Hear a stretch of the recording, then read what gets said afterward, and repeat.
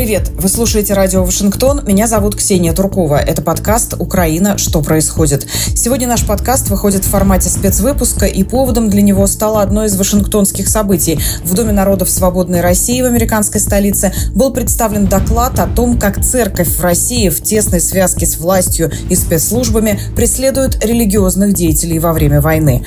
Автор доклада – религиовед, старший научный сотрудник Центра православных исследований Фордемского университета Сергей Чепнин. В интервью радио Вашингтон он рассказал об основных выводах своего исследования. Сергей, я хочу начать с того, что один из главных нарративов в российской пропаганде, когда речь идет, так сказать, о грехах Украины, киевского режима, как его называет российское телевидение, это нарратив о религиозных преследованиях.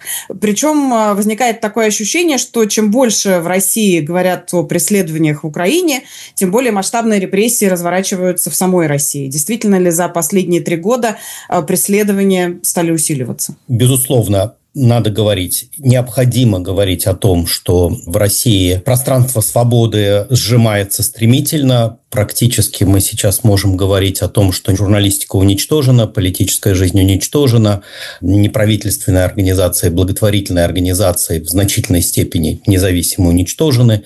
И вот мы видим, собственно, наверное, далеко не первое место в этом списке занимают религиозные организации, но, тем не менее, мы видим системные репрессии против религиозных лидеров и членов религиозных общин, как православных, так и протестантов, и католиков, и буддистов, и иудеев. Это та же самая кампания по подавлению любых независимых голосов. И в нашем случае, если мы говорим о религиозных организациях, это в прямом смысле слова можно назвать религиозными гонениями.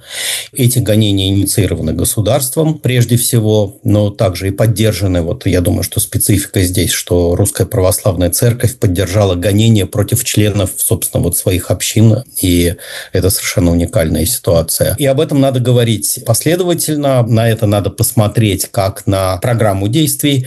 И, собственно говоря, вот совершенно неожиданно, приблизительно 2 месяца назад, мне предложили сделать небольшой доклад на конференции в штаб-квартире ООН с участием Марианы Кацаровой, специально в докладчику ООН по соблюдению прав человека в России. И вот по итогам этой небольшой конференции как-то вот я почувствовал необходимость написать доклад. И написал довольно большой доклад, 35 страниц, где попытался систематизировать тот материал, который на сегодняшний день собран. И, в общем, картина получилась довольно страшная. Вы пишете о том, что это, по сути, первый документ, который так системно фиксирует тесное взаимодействие церкви и государства в России, не просто государства, а спецслужб.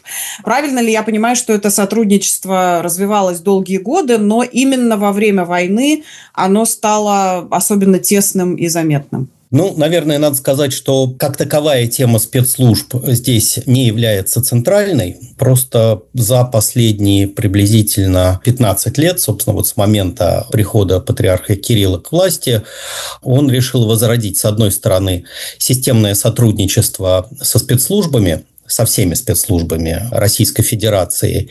И это была часть его патриаршей программы, если угодно. Вот как мы сейчас понимаем, на эту тему довольно большая и важная статья Андрея Солдатова была опубликована, если я не ошибаюсь, в Foreign Affairs. Он опубликовал фактически первый документ, который очень четко свидетельствует об этом. Да, вот все, что мы знаем, это скорее какие-то такие или дедуктивные, или индуктивные методы, которые мы используем для анализа ситуации. Никаких документов вот до последнего времени не было. Теперь у нас есть документ. Мы, в общем, не сомневаемся в том, что это документ подлинный. И вот это системное сотрудничество церкви со спецслужбами, заложенное 15 лет назад, прямо в первый год патриаршества Кирилла, оно, безусловно, развивается. И понимая, что спецслужбы пронизывают практически всю жизнь и все сферы российского общества, совершенно очевидно, что и религиозные организации, и прежде всего Русская Православная Церковь здесь не являются исключением. Просто формат этого сотрудничества и, собственно, эскалация насилия, конечно, за последние 3 года стала беспрецедентной. А какие формы принимают эти репрессии? Я думаю, что какие-то истории, конечно, у наших слушателей на слуху, но, может быть, вы тоже приведете несколько примеров. Да, давайте сначала поговорим об общей конструкции. Да, вот какая рамка у этих преследований. Здесь мы видим 4 элемента. Да, первый такой вполне традиционный внеправовой механизм включения религиозных лидеров и религиозных активистов в реестр иностранных агентов. И на сегодняшний день это 8 человек. Здесь включены не только священнослужители, но и те журналисты, ученые, гражданские активисты, которые занимают последовательную, очевидную христианскую позицию. Затем это административные преследования, и это тоже несколько десятков кейсов уже на сегодняшний день. Затем это уголовные преследования. Ну и немного особняком и в меньшей степени используются как принудительный призыв в вооруженные силы тех, кто занимает антивоенную позицию и рассчитывал в крайнем случае на альтернативную службу. То есть пацифизм фактически стал наказуем? Да, совершенно верно. Вне зависимости от того, как мотивированы антивоенные или пацифистские позиции, даже если они мотивированы Евангелием, да, христианской точки зрения, они являются с точки зрения государства криминалом, и те, кто публично заявляют эту позицию, подлежат преследованиям. И мне кажется, что здесь довольно важный момент заключается в том, что все-таки у религиозных организаций, которые на протяжении десятилетий декларировалось, что церкви не занимают, и Русская Православная Церковь в том числе, не занимает никаких политических позиций, но старается выступать как некая общая примиряющая сила. Сразу скажем, что это такой мифологический нарратив. Но, тем не менее, он довольно широко применялся в самых разных ситуациях. И мы видим, что сейчас здесь никакой религиозной автономии, когда речь идет о пацифизме и антивоенной позиции, нет. Это, мне кажется, довольно важно. Это еще одно подтверждение того, что с точки зрения государства все религиозные общины вписаны в идеологический, политический, пропагандистский контекст, и само государство их мыслит только на своей стороне. То есть те, кто занимают какую-либо иную позицию, они подлежат преследованиям. И здесь я, наверное, сразу говорю, что в своем докладе я прежде всего обращаю внимание на христианские группы, и, во-первых, на членов Русской Православной Церкви. Более 102 кейсов, которые нам известны, 79 – это православные христиане. Но здесь надо отметить, что параллельно этим антивоенным преследованиям продолжается невероятно жесткое, гораздо более жестокое, чем преследование антивоенных христиан, преследование свидетелей Иеговы в России, которое началось еще в 2017 году. Хотя здесь речь не идет об антивоенной позиции. Речь идет о том, что свидетели Иеговы принципиально не сотрудничают с государством, не признают государство, стараются жить автономно от государства. И с точки зрения путинского государства это само по себе является преступлением.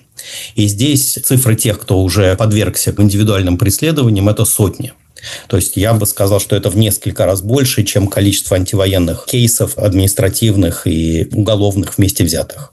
Можно ли сказать, если говорить именно об антивоенных преследованиях, что есть какой-то сценарий традиционное преследование, какая-то схема? Что обычно становится поводом? Это выступление, пост в Фейсбуке, донос? Исходная точка может быть различной. Да, это проповедь. В частности, даже если это просто проповедь пацифизма. И есть один из протестантских кейсов, который решение еще не вынесено, но именно за даже не антивоенную, пацифистскую проповедь. Пастор подвергается преследованиям.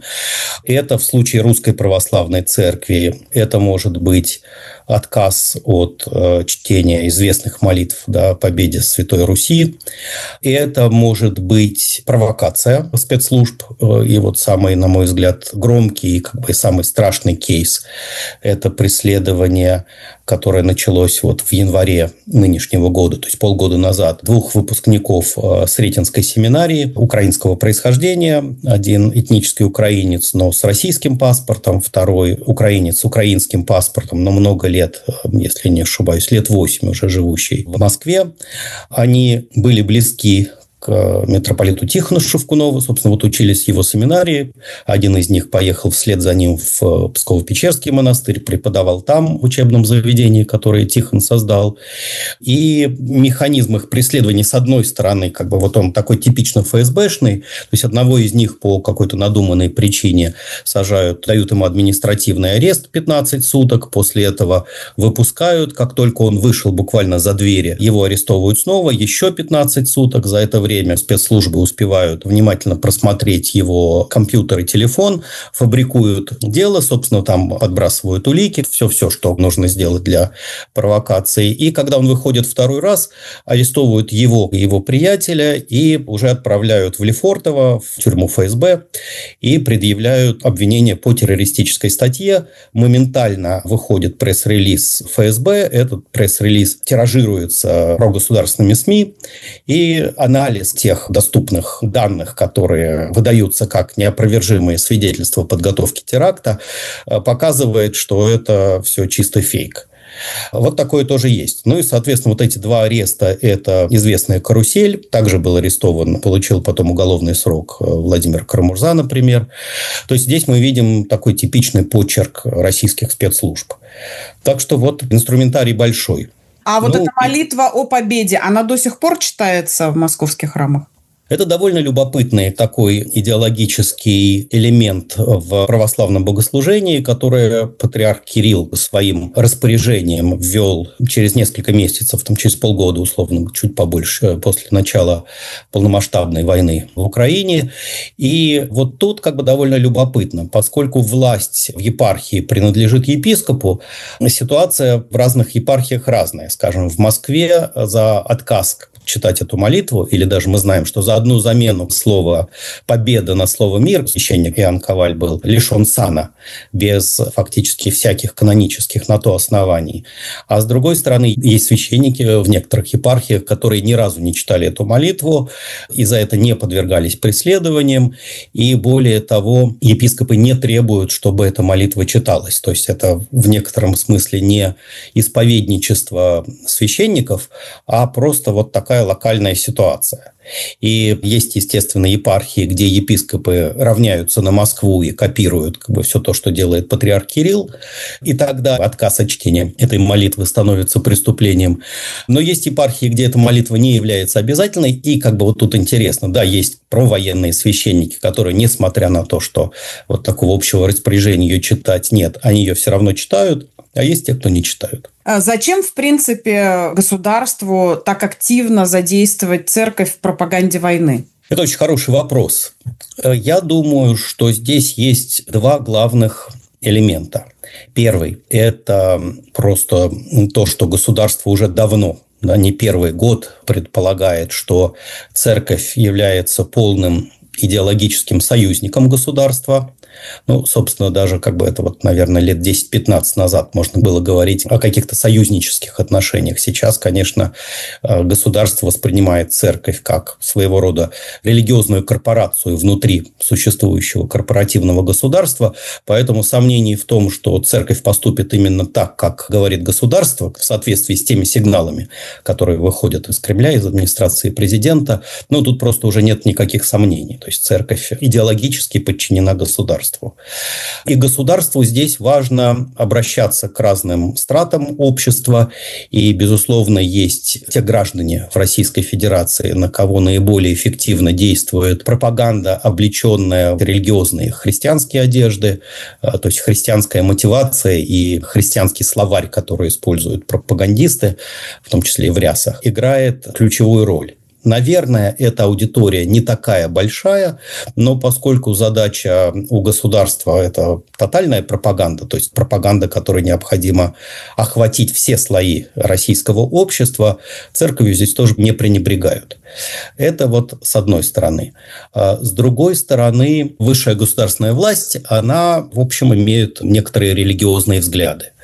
На мой взгляд, эти религиозные взгляды не являются христианскими, но, вот самим чиновникам и политикам кажется, что это именно и есть вот то православное христианство подлинное, которое они защищают от безбожного, погрязшего во грехах Запада. И, собственно, и мотивация войны с этой точки зрения, если говорить о религиозном взгляде на войну, то Украина является всего лишь неким пространством, где ведутся боевые действия, а война ведется, патриарх Кирилл это сразу, буквально в первые дни начала агрессии сформулировал, что это метафизическая борьба, где Россия выступает на стороне добра и борется против сил тьмы и сил зла, собственно, против коллективного Запада.